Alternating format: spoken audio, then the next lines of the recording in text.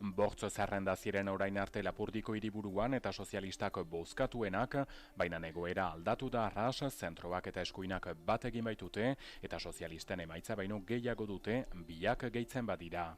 Gainerat sozialistek ez dute gehiago lagunik ezkerrean, lehian dauden ezkerreko bertze bi zerrendek ere bat egin baitute, ezker muturra eta ezker abertzalea 6%. Nahi izan dugu erakutsi hori etzera bakarrik diskurtso taktiko bat edo hauteskunde batzuen aintzinean egiten den gauza bat. Zinez hori funtsezko autoaz dela.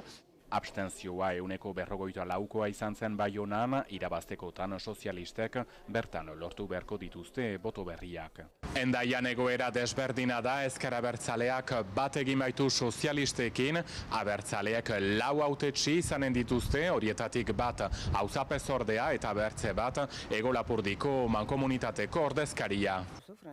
Ipar Euskal Herrian gertatzen ari denaz saio berezia eskainiko du Maialen Iriartek gaur gauean hemen Euskal Telebistan. Eta gero ondotik izanen dira